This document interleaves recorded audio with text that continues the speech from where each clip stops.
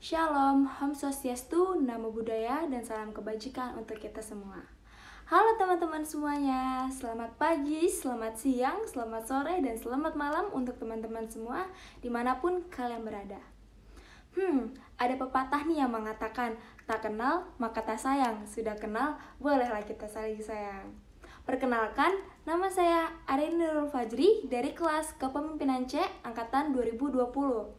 Pada kesempatan kali ini dan melalui video ini, saya akan mempresentasikan sekaligus menjelaskan materi dari kelompok saya, yaitu kepemimpinan dan pemberdayaan anggota, di mana saya akan menjelaskan dua subbab dari materi tersebut, yaitu materi terkait perceived empowerment atau pemberdayaan yang dirasakan, dan juga materi terkait program pemberdayaan.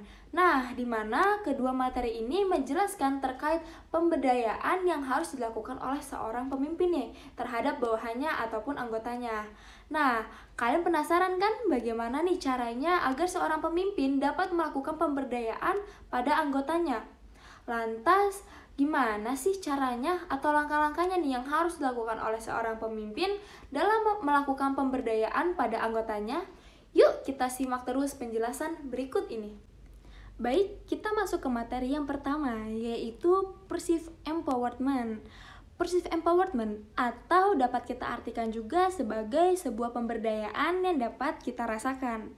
Adapun empowerment itu sendiri merupakan sebuah pemberdayaan di mana memiliki konsep dalam penggunaannya, yaitu praktek manajemen yang sebenarnya itu telah berkembang cukup lama. Nah, konsep ini sendiri tuh sebetulnya merupakan sebuah tantangan nih akan praktek manajemen sebelumnya, di mana pimpinan dalam organisasi mempunyai lebih banyak peran dalam proses pengambilan keputusan.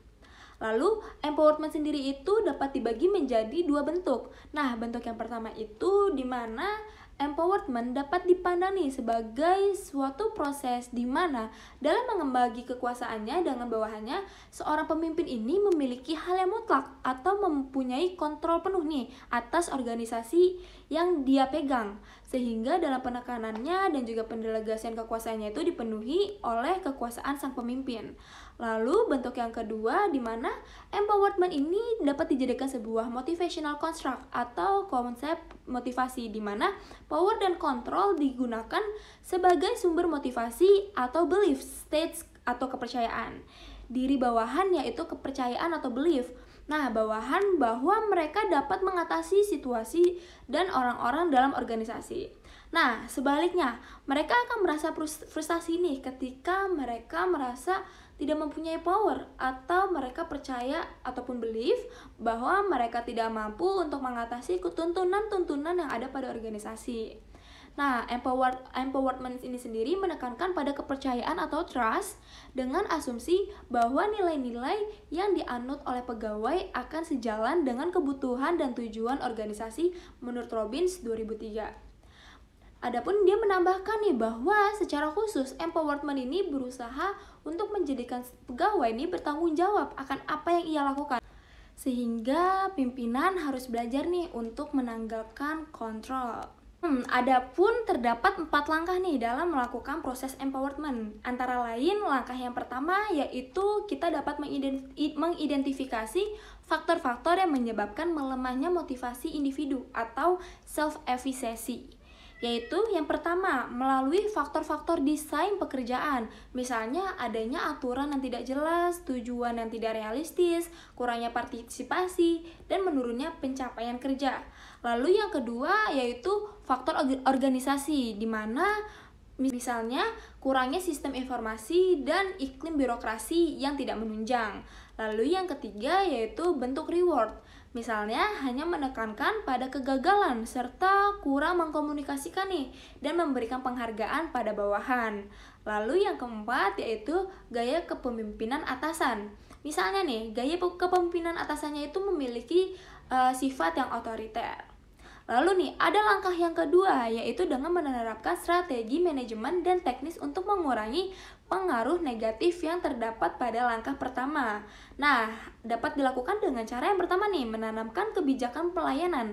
Lalu, motivasi penguasaan kerja. Yang ketiga, menyiapkan dukungan emosional. Yang keempat, menyiapkan masukan yang tepat. Yang kelima, mendistribusikan power atau share power. Lalu yang keenam ada mendemonstrasikan keterampilan mendengarkan aktif. Lalu yang ketujuh, belajar bagaimana mengembangkan pegawai. Yang kedelapan, mendukung berbagai pendekatan dan metode yang berbeda untuk mencapai standar yang telah ditetapkan organisasi dan menghargai usaha-usaha tersebut. Lalu, mengembangkan keterampilan manajemen partisipasi dan memberikan modeling. Nah, di sini pemimpin dapat memotivasi para pegawainya sesuai dengan contoh ataupun performa yang diinginkan. Lalu ada juga nih menciptakan job enrichment, yaitu dapat meningkatkan pencapaian kerja para pegawai. Lalu, adapun langkah yang ketiga yaitu menyediakan informasi-informasi tentang efikasi kepada pegawai. Nah, tahap yang ketiga ini memiliki tujuan yaitu untuk memodifikasi perilaku pegawai, juga untuk meningkatkan motivasi individu atau self-efficacy. Nah, dalam tahap ini ada 4 pendekatan nih yang dapat digunakan, yaitu yang pertama pendekatannya yaitu membangun kompetensi dengan membuat struktur pelatihan dan pembelajaran organisasi, sehingga pegawai memperoleh keterampilan yang baru.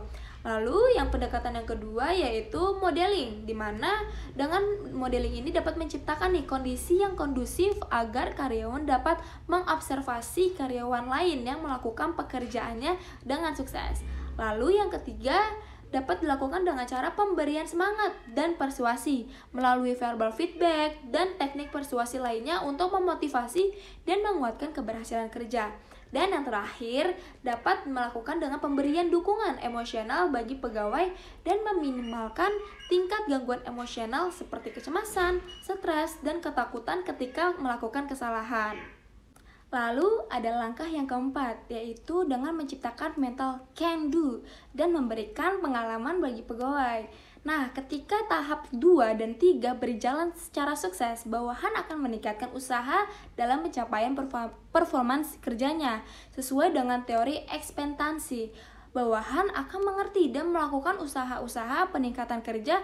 Baik, kita masuk ke materi yang kedua, yaitu program pemberdayaan. Jika kita lihat dari istilah pengembangan adalah sebuah pemberdayaan, yaitu di mana orang dibuat berdaya, dibuat memiliki kekuatan atau power, dibuat untuk mampu dapat melakukan sesuatu sebagaimana disyaratkan oleh organisasi. Misalnya, mereka yang dahulu tidak bisa berbicara di depan umum, kini dibuat bisa berbicara di depan umum. Mereka yang tidak mampu mengeluarkan gagasannya secara logis dan teratur, kini dibuat mampu berpendapat dengan baik. Maka, pemberdayaan atau empowerment ini merupakan sebuah usaha untuk membuat orang menjadi mampu untuk berbuat sesuatu, di mana mereka yang tidak bisa menjadi bisa. Nah, dalam upaya untuk meningkatkan pemberdayaan pada karyawan ini sering mencangkup program-program organisasi, bukan sekedar tindakan pemimpin dengan bawahan langsung. Adapun beberapa program pemberdayaan untuk organisasi dapat dijelaskan melalui penjelasan di bawah ini. Yang pertama, pemilihan dan penilaian pemimpin. Lebih banyak kemungkinan pemberdayaan terjadi ketika bawahan mengangkat pemimpin mereka untuk jangka waktu tertentu. Nah, hal ini umumnya terjadi dalam organisasi sukarela, asosiasi profesional, dan unit-unit politik demokratis. Misal, Dewan Kota, Dewan Sekolah, Dewan Rakyat. Nah, terlepas dari bagaimana pemimpin itu dipilih, pengaruh anggota lebih besar ketika mereka berpartisipasi dengan aktif dalam menilai kinerja pemimpin, terutama bila mereka mampu mengganti pemimpinnya bila kinerjanya tidak memuaskan. Lalu yang kedua yaitu prosedur keputusan yang demokratis. Nah, di mana dalam pemberdayaan ini juga meningkatkan ketika prosedur nih formal untuk membuat keputusan yang penting, memberi anggotanya pengaruh penting nih atas kepuasan ini sendiri. Nah, dalam sejumlah organisasi, dokumen resmi bahwa rapat atau referendum harus dilaksanakan atau dilakukan untuk memperbolehkan nih anggota memutuskan masalah penting dalam memilih suara terbanyak. Nah, bentuk lain dalam pemberdayaan yang kadang digunakan dalam memilih ini yaitu memilih perwakilan unit-unit besar dalam lembaga pemilik kekuasaan, atau membiarkan anggota yang tingkatannya nih lebih rendah memilih satu perwakilan untuk duduk di dewan direksi. Lalu yang ketiga yaitu merupakan tanggung jawab kepemimpinan besar. Nah, dalam pemberdayaan juga meningkat ketika tanggung jawab kepemimpinan dimiliki secara bersamaan oleh anggota organisasi ataupun tim kecil, tidak hanya dalam satu pimpinan saja. Nah, tadi itu merupakan penjelasan terkait dua materi tersebut.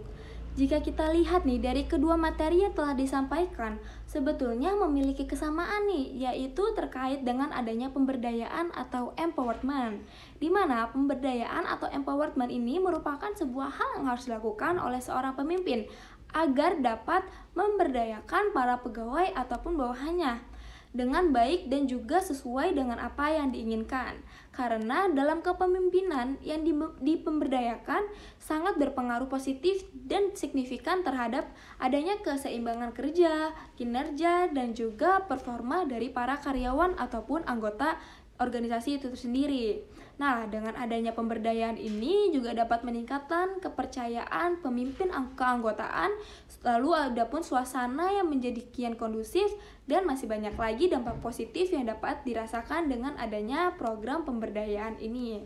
Sekian presentasi dari saya, kurang lebihnya mau dimaafkan. Wabillahi taufiq wa hidayah. Wassalamualaikum warahmatullahi wabarakatuh.